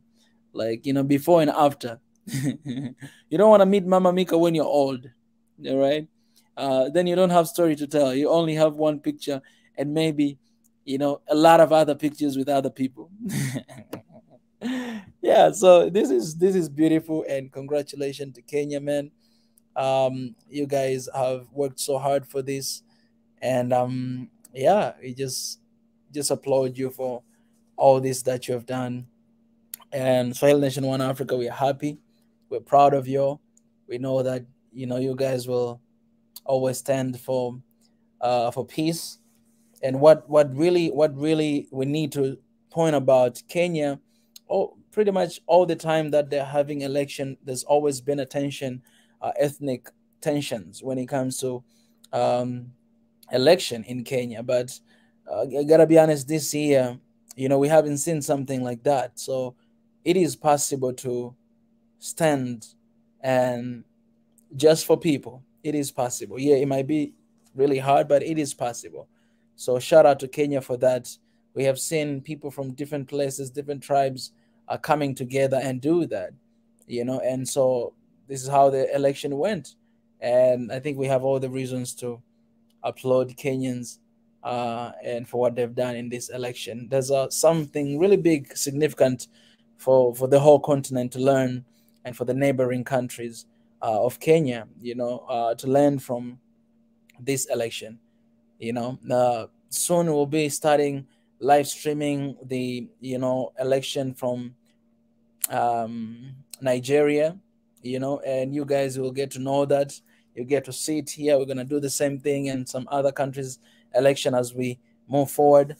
But at the same time, you know, I want to ask you guys to continue to donate to help us out to get the office, because what we've been showing you guys here from the TV, Citizen TV, is what we'll be doing pretty much during something like this, you know, from our own office. We cannot do right now because we don't have an office, but we'll be able to do it then. And today I was giving a feedback that the last person to donate, it was 4 days ago. So we need someone to donate, and we asking you guys to do so. If you haven't done it yet, please go ahead and donate. The link is in the comment section, and it'll be amazing. Anyways, guys, I want to leave you with one video today, you know, as I'm leaving. I think it's very necessary. It's one of the videos that we created, and I would love to leave you guys with that motivational video. On adapted. Yeah, so appreciate, guys. I love you so much. And thank you for staying here with us today. And Kenyans, I know during this election we had a lot of Kenya supporters coming here, flooding our page because of course, of what we have been doing as well, talking about Kenya pretty much every single day, actually every single day. So we appreciate you guys for coming into the family. We appreciate you guys for coming in. You know, it means a lot, but we welcome you to stay here. All right. I know tomorrow we might not be talking about Kenya. We might be talking about something else, but don't feel like, these guys, they don't talk about my country anymore, so I'm not going to be here. No. We are talking about one Africa, and we're going to cover each and every single country in Africa. I've just posted something on my story about, you know, the incident that happened in Egypt. People were killed in a church. Fire just came out, and, you know, people were killed because of that. And I went on my story and I asked, like, hey, if there's anyone from Egypt, please contact me. I need to have a conversation with you. And one person reached out to me. So hopefully tomorrow I'll have a conversation, short conversation with a person from Egypt to talk about that incident, and then to know what really went down, to give us an update of what happened, you know, in Egypt. We have shared this news on our social media. Guys, stay connected with our Instagram page, Official Swahili Nation. Let me share with you guys here on the screen so that you may see, because all the updates, all the news, everything that is happening, we actually show it there. So if you stay connected with that, with us, you'll be able to see what is happening in time. All right. So let me try to show here on the page for you guys to see. I want you guys to go and to stay connected with our Instagram page and with our Twitter account as well. That's where we give all the feedbacks, Swahili Nation news, SN updates. That's where we give all of those. So go, let me show you. Swahili Nation, you'll find it right here. It's Official Swahili Nation. So if you go to our page, Official Swahili Nation, you'll be able to see a lot of news, right? We share a lot of news, everything that's going on. You see here, you see a lot of updates, right? So this was the news about Egypt, that Egyptian church fire kills at least 41, most of them children. Egyptian officials say that 41 people were killed and 14 injured Sunday when a fire broke out inside a church in Giza. Authorities say 5,000 worshippers were inside the Coptic church, Abu Sifin, in the Imbaba neighborhood when the fire started. Reuters has reportedly that there was a stampede, and most of those killed were children. All right. So this is very sad news. And thank God that I found somebody that I can have conversation with tomorrow. So go and stay connected with Swahili Nation, Official Swahili Nation Instagram, because we share a lot of news here all the time. Not only that, but I want you guys to stay connected as well with our page on Twitter, because we share there as well the updates and the news. And you guys, you can help us out to reshare and you know, to do that all the time. We share right here, right? See Swahili Nation right here. We have you know, Twitter account right here, and you can see all the news that going on. You know, President-elect Dr. William Ruto is right there. When we started, they let me like myself here. It was there, you know what I'm saying? So you can come here, and also we are live on, you know, on Twitter. You see here, this is live on Twitter. When we're live on YouTube, we're live on Facebook, we're live on Twitter as well. Stay connected with this. Our name here is One Swahili Nation, First Swahili Nation. That's the name. You can find us through that. You can also stay connected with our Facebook page called Swahili Nation. If you go there as well, you'll see our updates. So if you stay connected with our you know, Instagram, with Twitter and Facebook, then you will be updated. A lot of news we share there, especially on Instagram and Twitter. So go there and spread the word, because we want to, you know, we are an African media, and our vision is to be really big media one day, and we are pushing to that. Right now we want offices, and I hope you guys, you can help us to get those offices through the link in the comments section, the link of GoFundMe page, and the link of you know, comment section. Let me show you guys this. See this and tell me something.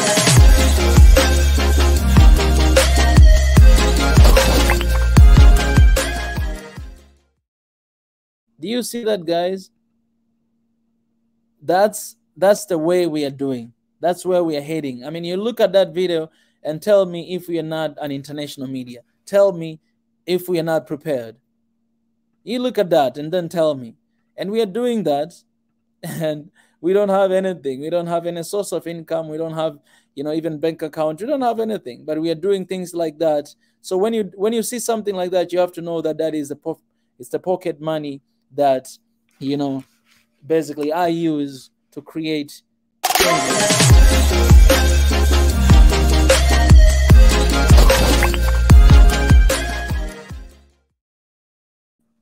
This is not something that I create. No, I have someone specific, graphic designer, someone who I actually have been working with him for almost 2 years right now. And these are not, you know, it's not a free things, right? All of these, you see these. Oh, another one, you see this one. Let me show you this one.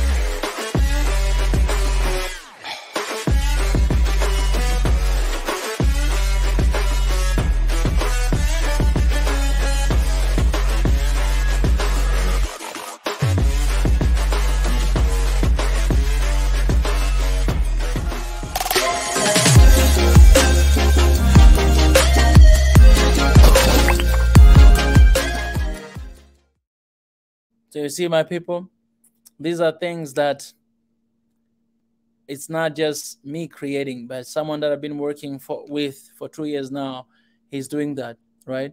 And, you know, it's not for free. Imagine, for 2 years, it's not for free.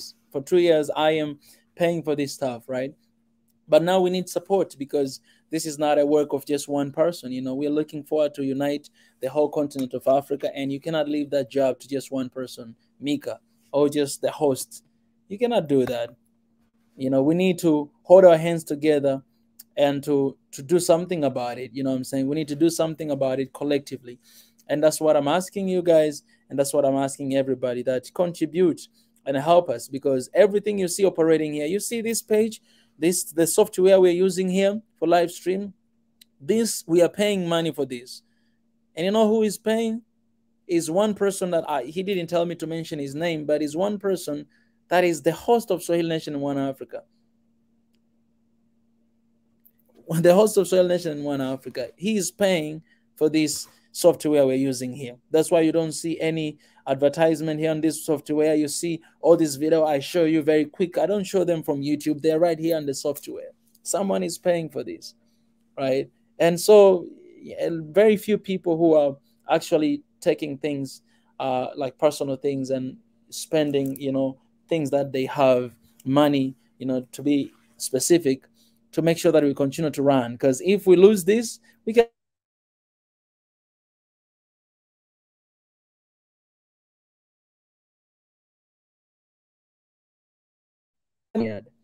So I just want to ask everybody to think about it. What can you do for Africa? What can you contribute to Africa? You know what I'm saying? We need support. You cannot leave this job to one person and then expect our Soil Nation to operate every day, to expect that people to just continue. No, we need support, man. It's one Africa. Come on. We need support. So, you know, usiwe na mkono wa korosho. You see the work we're doing, all right? We don't have to prove anything anymore. You know, you see everything we're doing. You understand what I'm saying, guys? See what we're doing. We don't need to prove anything. You see our work. Our work speaks for itself, right? So just, you know, that spirit of Africanness that we always talk about, you know, that, you know, Africans, they don't like supporting one another. I mean, we can change that and support each other, because this is for the benefit of all of us Africans. It's not for one person, but it's for all of us. Like today, like this week, the entire week we've been covering Kenya's election. Kenya's election. Don't we have other things to cover? No, but because it's Africa's matter. Africa's matter. Whatever happening in Kenya, we all become Kenyan. That's what we always say. If something happened in Tanzania, we all become Tanzanians. Whether you understand or you don't understand, we all become, and we stand with the people of Tanzania. Same thing to any other country in Africa. That's the spirit of one Africa, and that's what we stand for, you know. So contribute, all right? Contribute. Do something about this. Like, make it yours. If you cannot contribute, copy this link and share with your friends. Share on your social media. Share. We have so many videos prepared. You can share those videos as well. Even right now, I'll play here video. You know, the matter of fact, let me play this another video first before this, the GoFundMe video, right? I'm going to play another video first before this, so that you guys may see the work we're doing. And this is the video when I went to, you know, to Ethiopia. I had an opportunity, I had a chance to talk to the young students from the university. And this is what you know, the people of Soil Nation, One Africa, they send me there. You see what happened when we come together and we support one another. I was able to go there because of the support of the people of Swahili Nation. And I was able to deliver this message and to talk to young people and to talk about the future of Africa and our future, you know. This is beautiful. So I'm asking you guys to basically, you know, do the same thing to support us to get these offices so that we may continue to do in a huge dimension. Do you think I like showing here Citizen TV broadcast showing that this is election going on and they're talking and discussing while we can do the same thing right here? No, I don't feel good about it. I want to do it. It increases more authenticity, because we have people from Kenya, they'll be willing to sit down and to talk. We have people from Nigeria, they'll be willing to sit and talk, because the coming election is from Nigeria. So, yeah, let me play this video first for you guys to see. This is the work we did in Ethiopia, and my people here sent me to Ethiopia. And it was incredible work. And I want to share this link in the comment section so that you guys, you know, you can share these videos as well, because this is the work of your hand. If you contributed, you have to know that. I don't know, maybe I think different, because if you contributed, you have to know that you made this video. All right. If you contributed for that trip, you have to make sure that you have to know that you made this video. You sent me there. I went for the mission and I delivered the message. And it's all because of those who contributed for that. The link is in the comment section of the video. So let me play this right now. I don't know, maybe I think different because I am, for me, I think, so a lot of young people, some people, they live outside of Africa because they think there's no opportunities. But for me, everywhere I travel, like even here in Ethiopia, I see opportunities everywhere. So I think the challenges of young people is like limiting ourselves, thinking that we cannot do it. The only challenge young people we're facing is us thinking about ourselves. Like, we don't think that we can do it.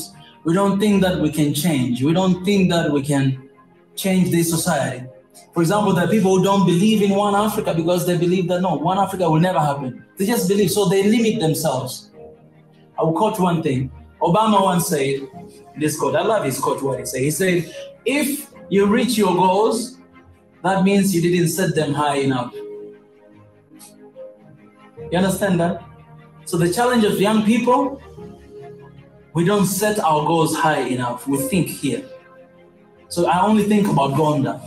I'm Gonda, I was born here, I will die here. Oh, I'm Ethiopian, I'll live here, I'll die here. No, we have to think big. Because when you think big, like if you think big, you'll start seeing opportunities, you'll start seeing big things. If you think small, you'll see small things. If you think big, you see, like it's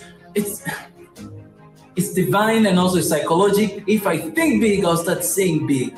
Like you will see it. So I came to Tanzania and a lot of people, they're like, I don't want to go back home because there's no opportunity, there's no jobs. I'm like, I don't want to be employed. I want to employ Tanzanians. I think big, right? So because I want to employ, it came with this idea like I had in my mind for 9 years, but I just started 2 years ago. And now when I go back home, I'll be able to employ some people to take care of the media, of social media, some people to be like cameramen. I'll be able to employ them. Then I will have young people who they'll have an opportunity to work. The only limit you have as a young people is yourself. The only enemy we have as Africans are not whites, it's Africans, it's ourselves. That's the challenge I've seen everywhere. If you think you cannot do it, you will never do it. If you think you can do it, you will do it. Because the moment you think about it, you'll start figuring out, okay, how can I do it? How can I do it? You start thinking about that. But a lot of young people these days, they give up. They give up. They don't push hard enough because the life gets tough. And for ladies, they just end up, I would just rather have babies. Okay, maybe I just want to have babies. And babies. But there's things you can do before that. The things you can, let's not limit ourselves. Don't limit yourself, man. Your mind, do you know, you use 5% of your brain. Do you know that? Like us as human beings, we only use 5% of our brain. Do you know that? Do you guys know that? Like you use 5% of your brain. That's human being we use. Those genius people, some of them, they use like 5.5 or 6. That means the human brain, it's more smarter than this machine. These are machines, but your brain is more smarter. Imagine you're using 5% and people design plans, they design cars, they design buildings, just 5%. Imagine if you use like 10%.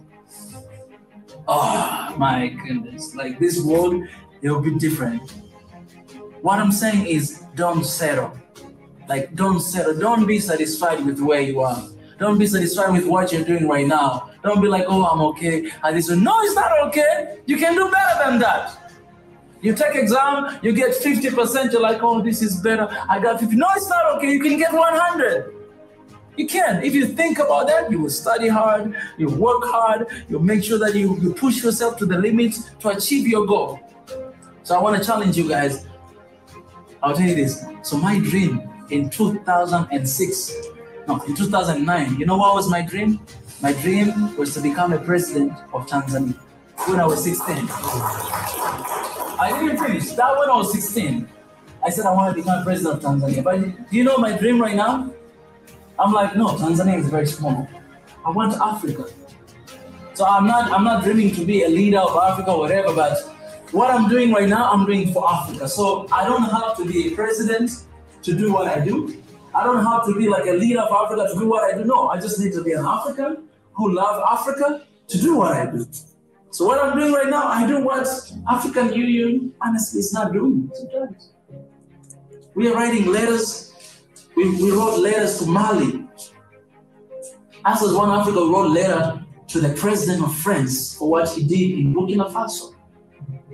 Like French troops, they killed our people in Burkina Faso. They killed them like a couple months ago. We wrote a letter to him, to President of France.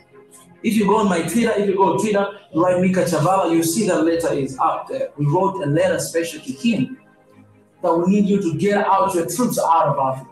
We demanded as people. And a couple days later, he removed troops out of Mali. Right now in the Ukraine, our brothers and sisters, Africans, they were stuck in there. They were not leaving. They were being harassed by the soldiers of Ukraine. You know what we did? We wrote a letter to the international organization to help our people to leave, to take them out. We wrote a letter today. 2 days later, they allowed them to leave. I'm not an African leader. I'm just an African who loves Africa, who wants the best for Africa. And I'm writing a letter to them. It's scary, but we have to tell them to do it. And now we are writing a letter to all the Italians, British, German, all these colonial powers. We are writing a letter to them to return our heritage that they stole. Italians, they stole a lot of heritage here out of Ethiopia, out of Tanzania, so many, all over the country. Now we are doing research. Right now, as I'm saying, like we have the people who are doing research to find how many things have been stolen, and we're writing a special letter to them to return our stuff. So the only way, the only limitation, the only restriction, the only challenge is yourself. If you think this small, you'll be like that. If I was still thinking about President of Tanzania, I'll not be here today. I'll be Tanzania here and there, but I'm like, no, I want the whole world to know what is Africa and who is Africa. But please, guys, please, let's think big. We have this opportunity to have education, to go to school like this. There's a lot of people in countryside that don't get a chance to come to school. Congo University is beautiful university. I was telling my brother here that I'm walking around the school. It's beautiful. This university, I had no idea. I'm looking at it, I'm like, wow. It looks like Korea. This is beautiful. We have this opportunity. Let's use it. Let's think big. Don't just think about having kids. Don't just think about here. No, think about there.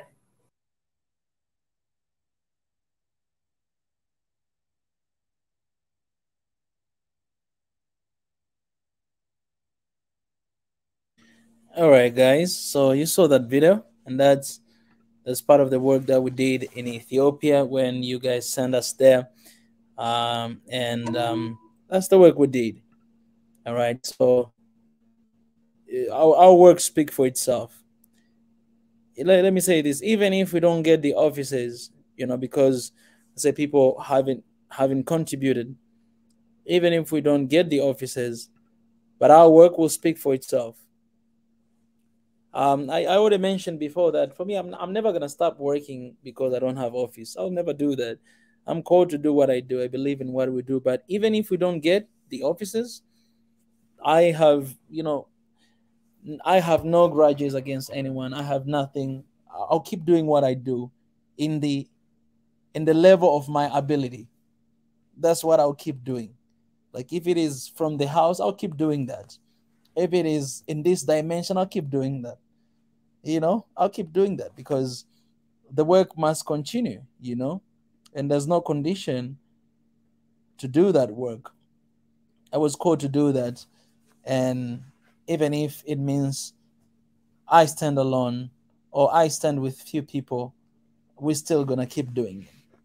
So let this encourage you that, even though the number is small, but we have done a lot and we keep moving. We're still moving forward and we're going to keep doing what we do, no matter what. And this, I think, will just hit us in our mind and remind us, like, I've been hit by the reality of life, that this is the reality of, where we are right now. And there's a lot of things going on, with people. So you cannot blame anyone for that. And that's why we keep moving forward and keep doing what we do.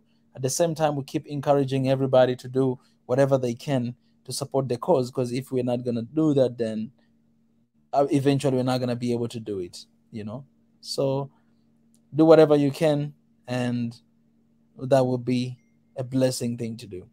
Guys, appreciate. I'll pray a little quick, and then I'll leave this page for a while I'm playing this video, and I'll be out of here. God, I thank you for today. I remember we've been praying for election in Kenya, and finally today we we got the president-elect of Kenya, Dr. William Ruto. Thank you for everything that has happened in that country. Thank you for keeping peace. And thank you for using the people of Kenya to do what they've done. And I know, it's still airy.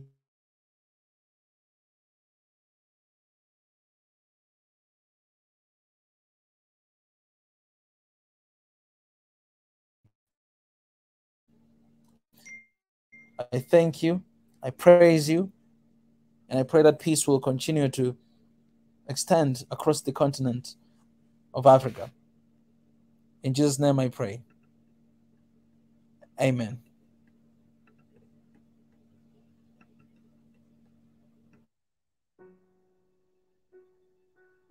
The world that we are living right now, there's so much lies, and we're living lies. Sometimes, even when you speak the truth, people, they're not interested in the truth.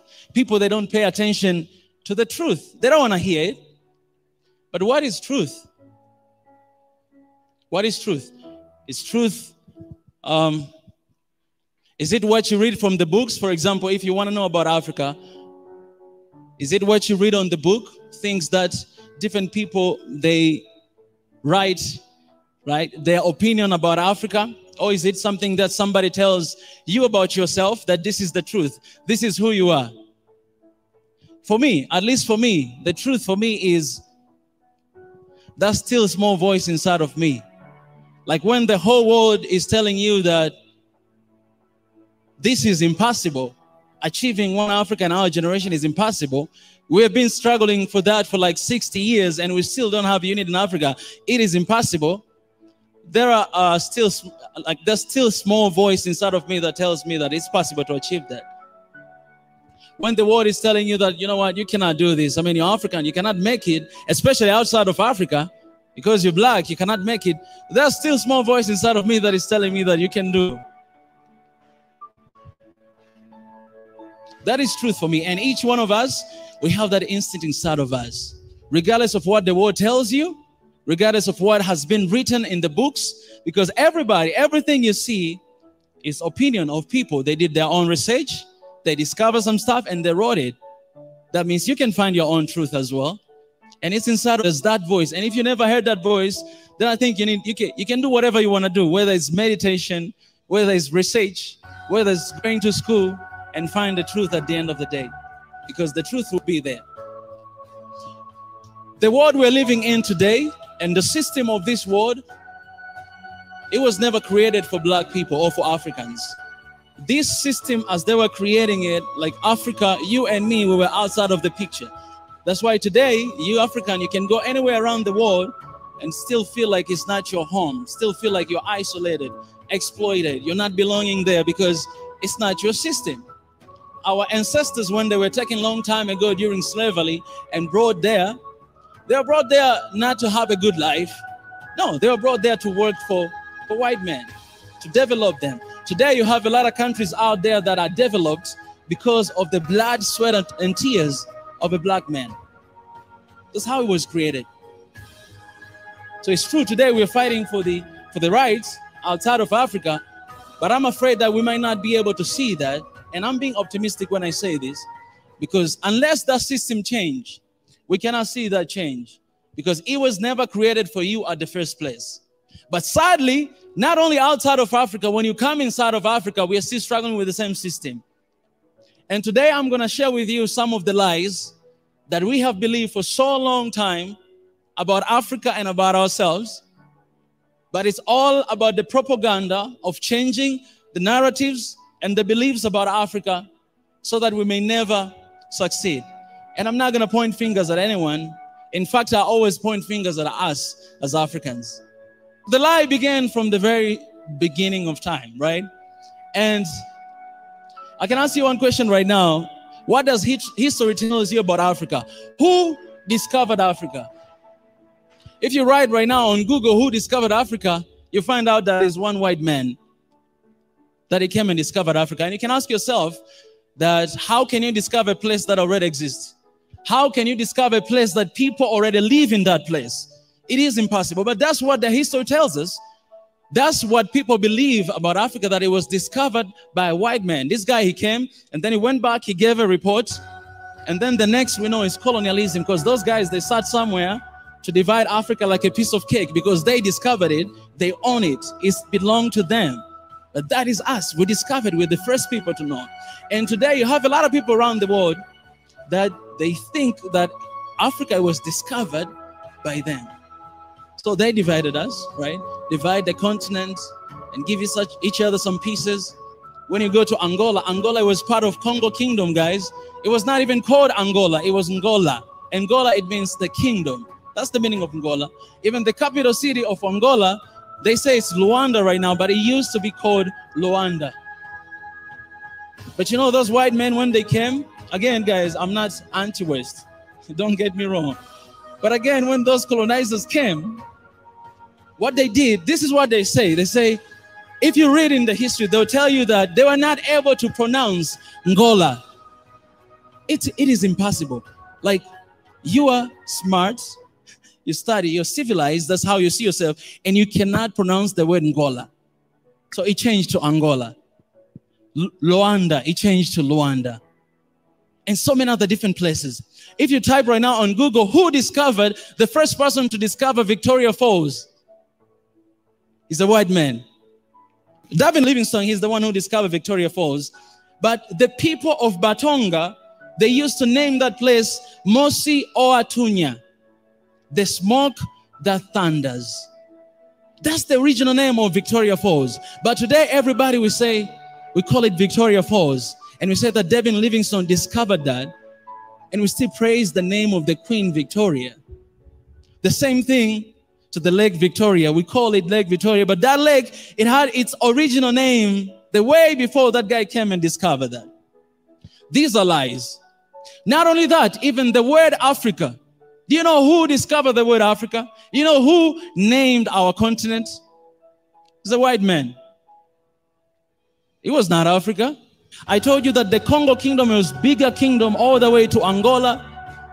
Let me call Angola. All the way to Angola. And then they divided it. People, like right now, if you see African map, there is part of Angola is inside Congo. Do you know that? Not only that, they use another way to teach different language. So people in Angola, they started to learn how to speak what? Portuguese. And people from Congo, they started to learn how to speak Belgium. Why? They were united, they were strong, but they had to divide them by teaching them different language so that they may not appreciate their culture, they may not be grateful with who they are, they may not embrace their identity and learn another identity. They were not done, they didn't stop there. Oh, they took some of our people. They found some people who, like Africans who were like strong like me, handsome like me. They took them and they took them away of the continent. Skillful Africans. These days we call like brain drain, right? They took them away because they wanted to develop themselves. And today, when you look at African, everybody out there think that Africa, they have low IQ. Who's the founder of IQ anyways? Africans, they're poor. Africans, they need support. Africans cannot survive without us being there, because from the first place, we went there, we discovered them, we taught them, we helped them to develop. Today, we're even happy when you look at South Africa, the way it developed, and we are happy about that. That, hey, look at this. But you can see what is going on in South Africa there. The division that is in that country, our brothers and sisters, it's outrageous. So the lies began all the way from the beginning to divide us, to change us, and to change our history. Today, Africans, we are struggling with identity. We're struggling with division. We look at each other differently because of our tribes, because of our color, because of our nationality, because of our languages. And we're still struggling with that. We don't think we're one people. We don't think we're one family because of someone else who had its own interest to divide and to conquer Africa. And it's still happening today. We ask ourselves every single day, why Africa is poor? Africa is poor because we don't have our identity anymore, because somebody else named our identity. And The big person to blame there is us Africans, who allowed that to happen back then and who are still allowing it to happen even today. I was asking myself, if we know how much unity means to Africa, we know that unity is power. You cannot know the meaning of power, and you cannot know the true meaning of power if you don't have unity. If you don't have unity, you don't have power. Africans, we don't know the meaning of power because we don't have unity. I'm telling you guys, power is not in the military. It's not in that. It's not about that. It's about the unity. And we'll never get to know the meaning of power if we are not united. And leaders and everybody in Africa knows that the only thing that can change Africa is unity and oneness. But we don't pursue it. But we are not ready to do it. Why is that? Because we have been comfortable for so long, living divided, losing our identity, and we are not ready to put on the work to find our true identity from the beginning. The true history of Africa even before colonization. Know who we really are as Africans. This is what I say all the time, that Africa is a big family, 55 different children. These 55 different children, they don't have same behaviors. They don't have the same, they don't look alike. Sometimes they don't even speak the same language. It depends where they grew up. But we are family. Why 55? Because 54, the countries inside Africa, and that one country is diaspora. Africans all around the world, and they are our family. Because Africa is not just a place, but Africa is people. Me and you, we are Africa. The word is telling you this, that there's developing country, there's developed country. That's what they say. I never seen Africans say that. Who said that? White man. He said that. Oh, you guys, Africa, you are developing country. Oh, us, we are developed country. Let me ask you a question. Developed country means you got yourself figured out. But why all the time, constantly, you're looking forward and you try to exploit Africa to develop yourself? If you're developed, you don't need to develop yourself. You're a developed country. You got yourself figured out. And we are the ones that are developing. And yet, you exploit us. The truth is, we are all developing country, guys. The reason why there's this lie, so that you may look down on yourself. You may look down on yourself and believe that you need help, you need support, you need loans, you need aids, and you always beg to that because you want to develop. You are still not developed. What is the true meaning of developing? What is the meaning of that? And today, the system of this world was never created for Africans, and yet we still try to develop according to the Western standard. That development is having tall buildings, like long buildings and all this stuff. It's not about that. What about community? What about where people live? What about food? What about infrastructure? Do we really need tall and long building while our people are dying in Africa because of hunger? Why don't we invest that money into food? Why don't we empower our farmers so that they can produce more and Africa will never struggle with food? Today we have to ask for food from outside to come to, like the World Food Organization, they have to support Africa for that. It's shame on Africa and shame on us. Africa is a continent that can sustain itself without depending anyone, without relying on anyone for 100, even 1,000 years, because Africa is the only continent that has everything, like name it, everything we have it in Africa. Is the richest continent in the world. We cannot be free until we're in charge and we are in control of our own narratives, of our own medias, of our own economy. The reason why we're still poor because our economy is controlled by the Westerners. You can never be free if your economy is controlled. The reason why the media never talks positivity about Africa because it's not African media. They have their own agenda. Just like I told you, all these lies about Africa, they have their own agenda. They will never talk positivity about Africa. We want to transform and change Africa, and we cannot change Africa if we do not change. Yes, we're talking about the biggest problem we have in Africa is unemployment, but I want you to change that word problem to opportunity. For me, I don't see anything as a problem. It's an opportunity. Unemployment is an opportunity for you to discover, for you to do something to create jobs in Africa. Because in the age today, it's not about sitting and waiting for government to employ you, but you stepping outside, see the problem. One of my friends once said, you have to fall in love with the problem, because once you fall in love with the problem, you do research, you search about it, and you try to do something about it. And eventually you bring that change that Africa needs. If I want to change anything surrounding me, then I have to change from inside out. And I'll be able to bring that change that Africa needs. And youth, we're the leaders of today, we're leaders of tomorrow. We always hear that. And we have that in our hands. It's an opportunity for us to bring that change. Thank you so much.